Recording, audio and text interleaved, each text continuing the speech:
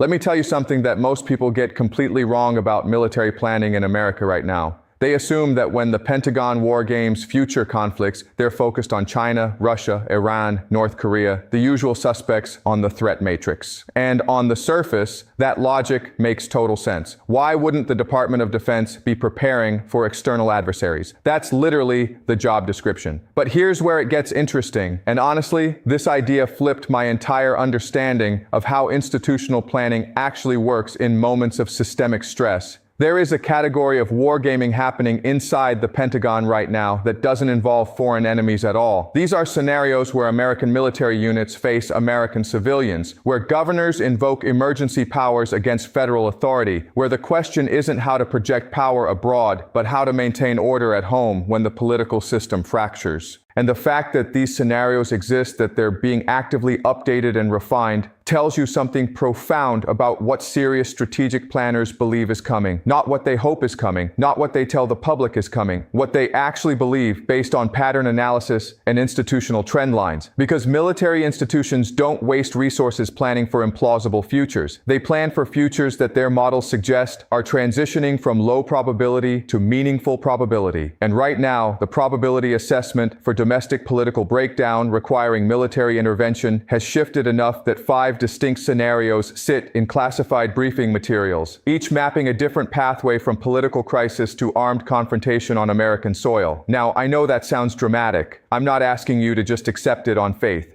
Let me walk you through exactly why this matters and what framework helps us understand how we arrived at this point. To make sense of why the Pentagon would dedicate planning resources to civil conflict scenarios, you have to understand what military historians call the legitimacy erosion cycle. This is a pattern that appears repeatedly across different political systems throughout history, and once you see it, you can't unsee it in contemporary America. The cycle works like this. Political institutions derive their authority not primarily from legal mandate or monopoly on violence, but from perceived legitimacy among the population they govern. That legitimacy rests on 3 foundations. First, the belief that the system produces outcomes through fair processes. Second, the belief that institutions enforce rules impartially, regardless of partisan identity. Third, the belief that peaceful political mechanisms can address grievances effectively. When all 3 foundations remain intact, political conflicts stay within institutional boundaries. Elections determine power transitions. Courts resolve disputes. Protests remain nonviolent. The system absorbs stress without fracturing. But when legitimacy begins eroding, a specific sequence unfolds with remarkable consistency across different contexts and time periods. The erosion starts with one political faction claiming the system has been captured or corrupted by opponents. This claim creates permission structure for rule breaking because if the game is already rigged, then adhering to norms becomes a sucker strategy. The second faction responds to rule breaking by escalating their own rule breaking, framing it as defensive necessity. Each side's violations provide evidence for the other side's corruption narrative, creating a reinforcing feedback loop. As this cycle accelerates, the space for compromise collapses because compromise with an illegitimate opponent itself becomes illegitimate. Politicians who advocate for de-escalation or institutional repair face primary challenges from their own base for insufficient commitment to the cause. The incentive structure systematically selects for escalation over reconciliation. At some point in this cycle, a critical threshold gets crossed. A large enough percentage of the population stops believing that peaceful political mechanisms can address their grievances. And once that belief disappears, political violence transitions from unthinkable to rational. Not moral, not justified, but rational within the incentive structure created by legitimacy collapse. This is the legitimacy erosion cycle. And military planners study it not as abstract theory, but as operational pattern with predictable stages and warning indicators.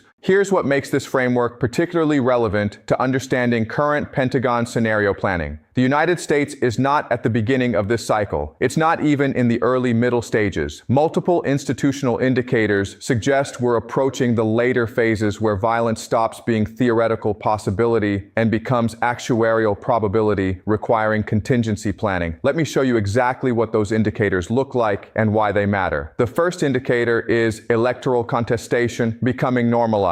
In systems with intact legitimacy, election results get accepted by losing parties campaigns as legitimate outcomes even when disappointing. There might be grumbling about campaign tactics or voter enthusiasm, but the fundamental validity of the count itself goes unchallenged. That norm has collapsed in the United States. In the 2020 presidential election, roughly 70% of Republicans told pollsters they believed the election was stolen, not just poorly run or influenced by media bias, but fundamentally fraudulent. In 2024, significant percentages of Democrats began preemptively claiming election integrity concerns in states with Republican administrations. This is not normal Democratic friction. This is both major political coalitions simultaneously believing the electoral system cannot produce legitimate outcomes when they lose. Think about what that means structurally. If 40% of the country believes any election they lose was stolen, then every election becomes potential trigger event rather than resolution mechanism. The system that's supposed to channel political conflict into peaceful competition instead becomes source of conflict intensification. The second indicator is institution-specific trust collapse along partisan lines. Recent polling data shows that Republicans trust local police and military at rates above 70%, while trusting federal law enforcement and intelligence agencies at rates below 30%. Democrats show almost exact inverse pattern, trusting FBI and intelligence community at rates above 60%, while trusting local police at rates below 40%. This creates extraordinary operational problem for any institution trying to enforce order during crisis. Roughly half the country will perceive any intervention as partisan attack regardless of actual intent. The military in particular faces what strategists call the impartiality trap. If they intervene to enforce order during domestic crisis, one side reads it as defense of constitutional system, while the other reads it as coup or partisan power grab. There is no neutral position available once institutional trust has polarized this severely. And military planners are acutely aware that their ability to maintain cohesion during domestic crisis depends on perceived legitimacy that no longer exists uniformly across the population. The third indicator is geographic sorting, creating territorial consolidation. Over the past 2 decades, Americans have increasingly clustered into politically homogeneous regions. This isn't just red states versus blue states. It's red counties becoming redder and blue counties becoming bluer as people relocate to areas matching their political identity. From a military planning perspective, this geographic sorting transforms abstract political polarization into concrete territorial division. If conflict escalates beyond sporadic violence into sustained confrontation, the geography already exists for territorial fragmentation. You don't need to imagine how the country would divide. The division has already occurred demographically. Urban corridors versus rural hinterlands. Coastal regions versus interior, college-educated professional zones versus working-class industrial zones. The sorting creates clear boundaries that could rapidly harden under stress. The fourth indicator is state-level defiance of federal authority becoming routine. Sanctuary city policies, state-level marijuana legalization, Texas border enforcement, California environmental regulations all represent states explicitly refusing to enforce or cooperate with federal mandates they oppose. This is not federalism as designed. This is selective nullification based on partisan alignment, and it has trained both state governments and their populations to view federal authority as optional when politically inconvenient. During crisis, that trained behavior doesn't just disappear, it accelerates. If governors believe federal intervention violates their state's interests, they have established precedent for non-compliance and base support for resistance. The question becomes how far that resistance extends when stakes escalate beyond policy disagreement to constitutional crisis. Now, layer on top of that something that makes Pentagon scenario planning particularly urgent.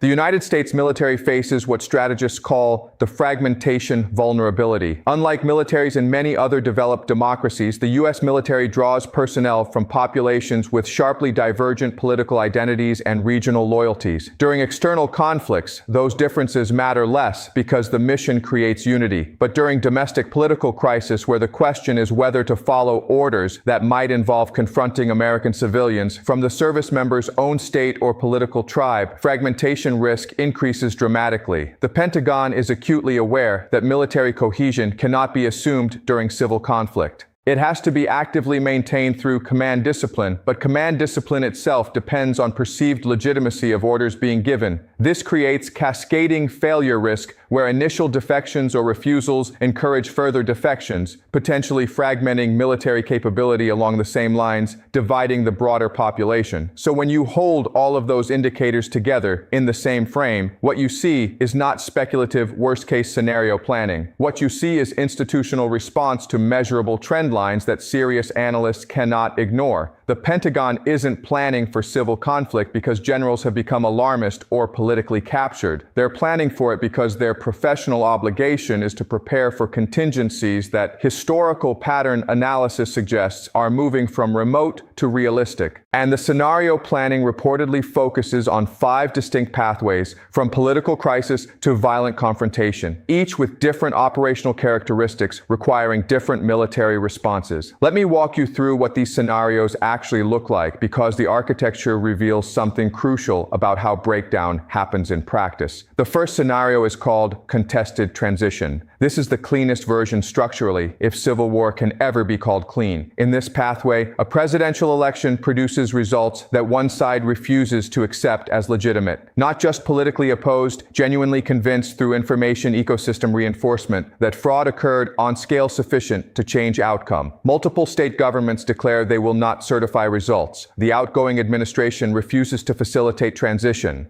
Competing claims to constitutional authority emerge, with each side arguing they represent legitimate government while the other represents coup or insurrection. Protests escalate into riots. Governors activate National Guard units. The question becomes which orders those units follow if state and federal commands conflict. Violence spreads from initial flashpoints as each side interprets the other's actions as confirmation of their illegitimacy narrative. The federal government fragments between agencies and departments with different partisan alignments or institutional loyalties. At some point, active duty military receives orders to restore order, but significant percentage of the country views those orders as partisan intervention rather than constitutional duty. The scenario maps how territorial control could crystallize quickly along existing political geography, creating hard boundaries between competing authority zones. The second scenario is federal collapse. This pathway starts not with contested election, but with fiscal or economic crisis that breaks federal government's ability to function. Debt crisis forces default. Social security payments stop. Federal workers don't get paid. Interstate highway maintenance ends. Disaster response capability evaporates. FDA and CDC lose funding. In this scenario, it's not that Americans fight over who controls the federal government. It's that the federal government becomes irrelevant because it cannot perform basic functions.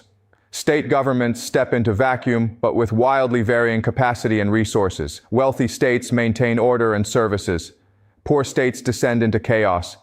Population movement accelerates as people flee dysfunction towards stability. The military faces impossible logistics problem because its own supply chains depend on federal funding that no longer exists reliably. Units increasingly depend on state and local support, creating loyalty transfer from federal command to local authorities. The scenario models how economic breakdown removes the federal layer of governance, leaving regional consolidation as the operational reality, even without formal secession. The third scenario involves governor rebellion. In this pathway, one or more state governors explicitly defy federal law enforcement or regulatory agencies, not through passive non-compliance, but through active resistance. Maybe it's refusal to allow federal agents to operate in the state. Maybe it's state military forces preventing federal asset seizure. Maybe it's state government protecting residents from federal prosecution under laws the state has nullified. The federal government faces choice between accepting the defiance, which invites other states to follow the precedent, or escalating to enforcement, which requires compelling a state government through economic pressure or physical intervention. If economic pressure fails and physical intervention becomes necessary, the question is whether federal forces can operate in hostile territory where local population and state authorities oppose them. The scenario examines how quickly this could spread as other governors calculate that federal government cannot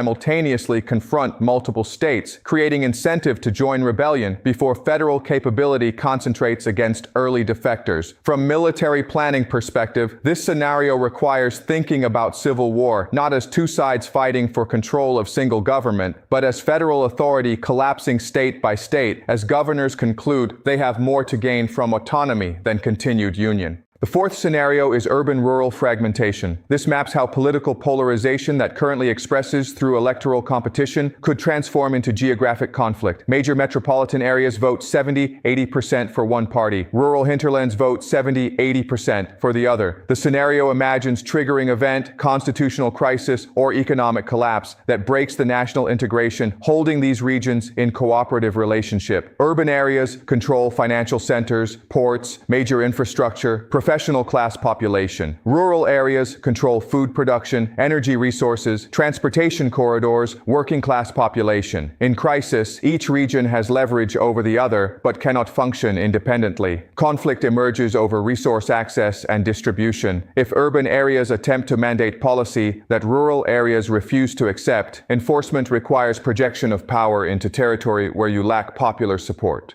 If rural areas attempt to restrict resource flow to urban areas, that becomes economic siege. The military fragments geographically as units drawn from urban areas face deployment to rural regions and vice versa. Command faces mutiny risk whenever orders require confronting populations that service members identify with culturally and politically. The scenario models cascading breakdown as initial localized conflicts spread through supply chain disruption, refugee movement, and escalatory spiral. The fifth scenario is the most operationally complex from military planning standpoint. It's called partisan fracture, and it envisions not geographic division, but organizational breakdown along political identity lines within mixed populations. Imagine crisis that activates political tribalism so intensely that institutions fragment internally. Police departments split between officers who prioritize constitutional order versus partisan loyalty. Military units fracture between service members with different political identities. Corporate structures divide between employees and management. Even families break along political lines. Violence emerges not as battle between territorial armies, but as low-intensity conflict embedded within communities. The challenge for military planners is that traditional doctrines assume identifiable combatants and clear battle lines. But partisan fracture scenario involves violence emerging from within the population without front lines or uniformed forces. It's Northern Ireland or Lebanon. Political identity-based violence inside shared territory. The military cannot operate effectively in that environment without becoming part of the conflict rather than force for resolution. Any intervention requires choosing sides, which delegitimizes the intervention and intensifies the fracture. The scenario maps how quickly this could metastasize once initial violence crosses threshold, where both sides believe they need to arm and organize for self-defense against the other. Now add to this something that makes these scenarios particularly unsettling to military planners. The United States possesses approximately 400 million privately owned firearms distributed throughout the civilian population. That's not military-grade weaponry for the most part, but it's sufficient to sustain low-intensity conflict indefinitely. In external wars, military advantage comes from technological and organizational superiority over adversaries with limited resources. But in civil conflict, the adversary has access to substantial weapons, knows the terrain intimately, and can't be distinguished from non-combatants. Every doctrine assumes military dominance over irregular forces in extended conflict. But that dominance depends on will to apply overwhelming force against civilian populations and infrastructure. The moment American military units face question of whether to destroy American neighborhoods to root out American insurgents, the assumptions break down. You can't win domestic counterinsurgency the way you win foreign counterinsurgency because the political constraints are fundamentally different. This creates strategic paradox where military possesses overwhelming capability but cannot apply it effectively.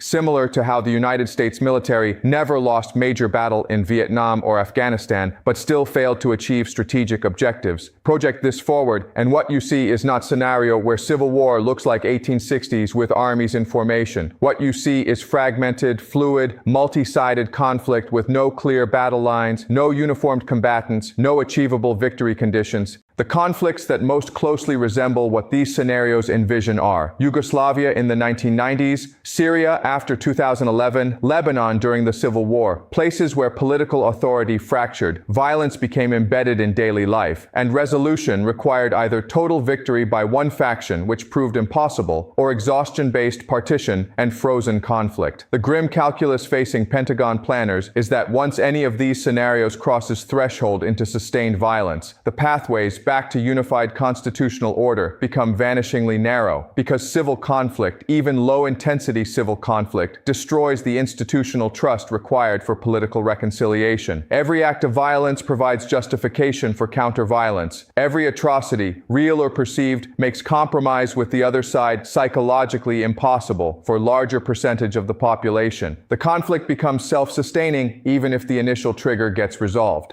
So when you zoom all the way out and look at the complete picture, what you see is not military establishment preparing to suppress democracy or implement martial law. What you see is institutional recognition that the political system is approaching failure modes that historically precede breakdown. The legitimacy erosion cycle is not theoretical abstraction in this context. It's observable process playing out in real time across measurable indicators. Electoral contestation normalized, institutional trust polarized, geographic sorting creating territorial division, state defiance of federal authority becoming routine, military fragmentation, vulnerability increasing. These are not random developments. They're sequential stages in a pattern that military historians and strategic planners recognize from comparative analysis. And the professional obligation of defense planning is to prepare for possibilities that trend analysis suggests are becoming probabilities, regardless of how uncomfortable those possibilities make people. The real question, and this is where it gets genuinely difficult, is whether scenario planning itself changes the trajectory. Does the act of preparing military responses to civil conflict make that conflict more likely by creating bureaucratic momentum and operational capability that seeks employment? Or does preparation reduce risk by enabling rapid response that could contain initial violence before it metastasizes? The honest answer is probably that nobody knows with certainty, because the United States has never been in this position before in living memory. We are in novel territory where historical patterns provide frameworks but not precise prediction. What the existence of these 5 scenarios tells you is that people whose job is to think systematically about threat probabilities have concluded that domestic political violence requiring military response has crossed from remote possibility worth monitoring to realistic contingency worth detailed planning. That shift in institutional assessment deserves serious attention, not as confirmation that civil war is inevitable, but as signal that the conditions making it possible are assembling with uncomfortable speed. The next time you hear about political crisis or constitutional confrontation or state-federal conflict, try holding all of these scenarios together in the same frame, because they're not separate stories. They're different angles on the same story. The story of what happens when political legitimacy erodes past the point where institutions can absorb stress without fracturing. And right now, the distance between current conditions and those fracture points is shrinking in ways that cannot be ignored by anyone responsible for maintaining stability when the breaking point arrives.